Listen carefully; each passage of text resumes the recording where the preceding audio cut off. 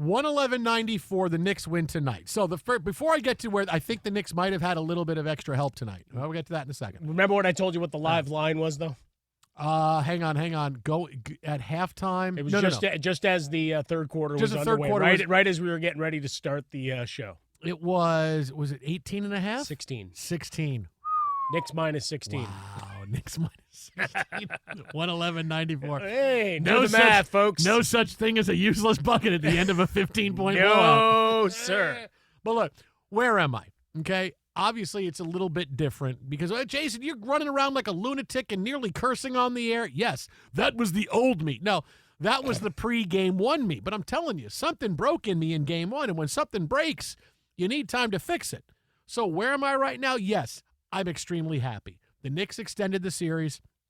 Now, you never know what can happen in Game 6, but they played really well. I was happy that they came out tonight with a big effort, and I knew they would, right? That's one thing I'm proud about because this is kind of in the Knicks' DNA. It's not in the Knicks' DNA to quit, to not show up, to say things aren't going our way, and the Pacers just have us. There's nothing else we can say because the Pacers, honestly, the first 4 games of this series, this is the best they could ever hope to play. They are playing at 100% capacity.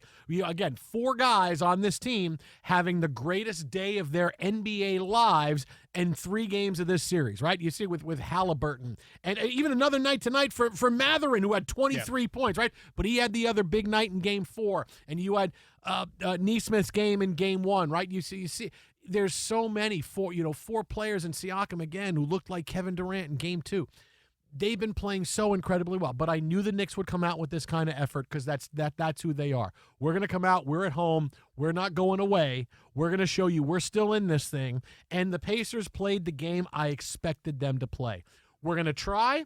We're going to stay in it, but if things aren't going our way, we're going to back out a little bit, right? When you got to the fourth quarter, who was on the bench? Tyrese Halliburton, right? So this is where the Pacers understand, all right, we're not going to go crazy. He might as well have been here on there much of the night, the way he went at it this game. We're not, I mean, it was a non-factor. This was bad Halliburton, right? 8 points, right? How does Halliburton have 8 points? But really, how does everybody in the starting lineup for the Pacers, except for Siakam, score in single digits, right? This is a Pacers team that's, hey, we're going to see if we can hang around. And if we can hang around, all right, we'll show you a little something in the fourth quarter. But even Rick Carlisle saw, okay, this is probably not there for us. The best they did was cut it to 12. The Knicks got it out to 16, 18 easily again, and that was it, right?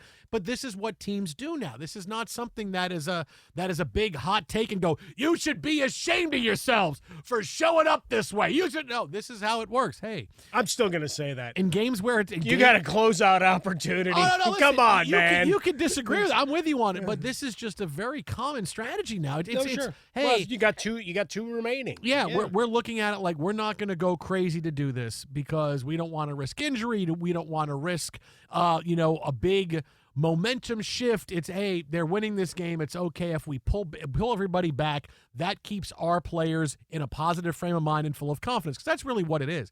It's about, hey, if we go for it all the way through to the end of this game and we don't win, this gives the Knicks more confidence that, hey, we finally closed out a game at home where the Pacers had all their starters in and they were all the way to the end. Maybe we're figuring things out. And conversely for the Pacers, it's, boy, have we run out of magic, right? Oh, we're going home, everything's going to be fine. But in the back of your mind, there's a little bit of, boy, we closed these 2 games out earlier, and now the Knicks just put the pedal down and did it to us. So this is why teams pull back. It's injuries. It's also that's not our night. We want to have our players still in a great frame of mind and feeling confident going back home for Game 6, which we expect to be the closer for us. And if it's not, we've already won 2 games in MSG. If we got to come back for Game 7, we still feel really good. We have 2 chances to win 1 game. The Knicks got to win both. So, yeah, it's a natural thing now because, look, go back in the playoffs the last 10, 12 years. How many times do we see 30, 40-point blowouts where this team was just up 3-1? They were this is the best the team has ever played. How do they lose by 16? How do no starters score in double figures? Because teams don't put forth the effort, right? Rick Bucher is going to join us coming up in about 15 minutes. He talked with us about this a few nights ago. Yeah, teams come in and just say, hey, we're going to go for it. But then if things don't go our way, we don't start getting calls and it looks like it's getting away from us, okay, we're going to put it away and just kind of, just kind of mail it in and go back and get ready to win Game 6. We see it all the time now. Yeah, unfortunately, you and I are on air as we watch it happen, which means it becomes a far less compelling product to try to chronicle as we go through it. But the reality of it is, to your point about injuries, putting heavy minutes on, you've already played 100 games, right? No matter how efficiently you've gone through these playoffs, add preseason workouts, add everything and travel, whatever. You're at a point where you're trying to steal minutes and steal rest wherever you can. And in this case, you saw large swaths of time where Halliburton was on the bench. Mm-hmm.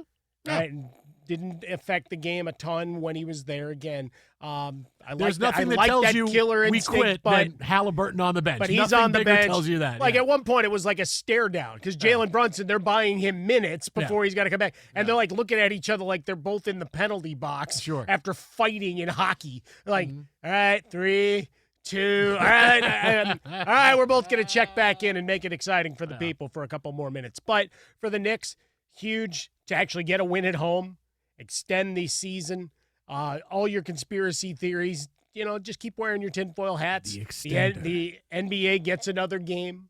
They get into the weekend in those glorious weekend spots to televise a game in prime time. Scott Foster is standing by for your phone call. The Parent Trap with Lindsay Lohan was the scheduled replacement with Dennis Quaid. Is there a place I can get all of these fouls in one place? Yes, if you call now, Scott Foster, the extender, will put all of these fouls on Neesmith and Halliburton in Game 6. You love her in Abbott Elementary. You'll love her even more in The Parent Trap. Go back. You'll get fouls like offensive fouls. You'll get fouls like blocking calls. You'll get all of them here in this one easy-to-grab CD. And they get a bonus disc of all of the challenges and the conversations had by the officials as we go to the sideline table. So where am I? I'm happy, obviously. I'm glad they won. I feel like I did. I feel a lot like I did after they won Game 3. Okay, what did they do? They bought themselves another couple of days. No, you were happy. You were more excited about this one, though. Because this is the end. Like this could be ending. This could be it. Like it may not have any more. The killer awoke before dawn. That's gonna be it. He put his boots on. They won a couple of games. I'm happy, but I'm more of the okay. This was great. Now we don't get too happy. Now we got to go for Game 6. Like when in Bull Durham, when Tim Robbins comes off the mat and he's all happy because he struck out the side and he goes, "Hey man, this is great." And Kevin Koch says, "You kidding? Your fastball was up here, your curveball was here. In the show, they would have ripped you." And he goes, "Can't you let me enjoy the moment?" And he said, "The moment's over." And he goes up to hit. Like, okay, that's great. Like the Knicks won this game. Okay, it's over.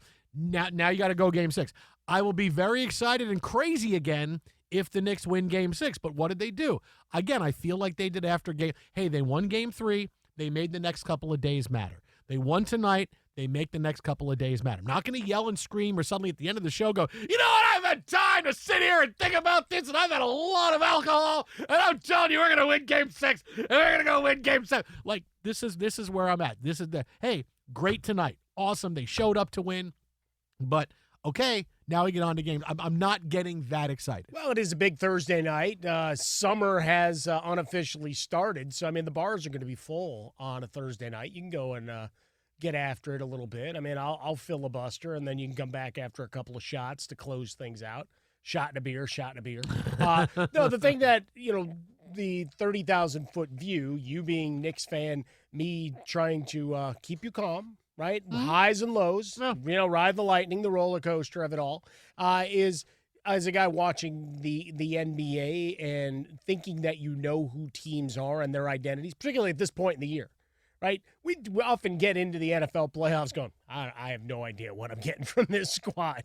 And for the NBA, we think we know their identity. And if the Knicks had gone back to Madison Square Garden and gotten punked tonight by the Pacers, then they were all frauds the entire time. So I knew I had hoped, I guess, and hope being a dangerous word, is that they'd show up with the physicality and the effort of, we're not going down like we just watched the Timberwolves. Because don't tell me to a man they didn't watch the way that game went down and go, man, we can't do that.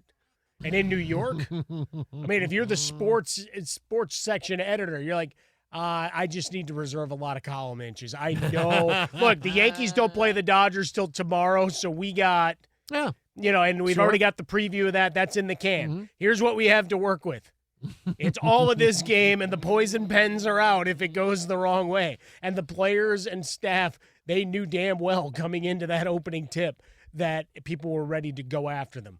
For Cat and Jalen Brunson, given their defensive liabilities at time, and we chronicled them through the regular season. It's nothing new to us. I mean, we've watched it and probably commented on it more nationally than anybody else would. Of course. As we are apt to do. But, watching this squad in the bench players, the McBride foul, whether you thought it should have been a flagrant or not, that's the identity of who this team I thought they were.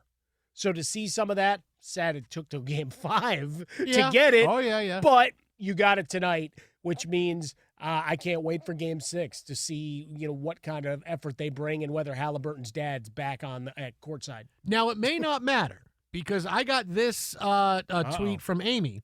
Okay. Who sent me a picture from a Reddit, and this is crazy if this, but you had me at, she sent me a picture. A picture of from a Reddit thread that someone who is a Knicks fan put out.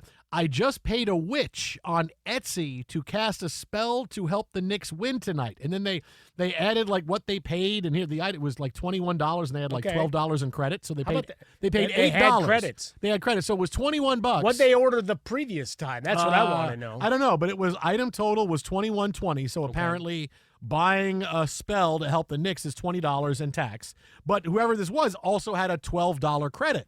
So, or maybe it was a Groupon. I don't know. But it was. Is that still a thing? $8. Oh yeah. Groupon's still a thing. Okay. Yeah. But $8. Overall to cast a spell for the Knicks to win. Right on PCH, right by the house.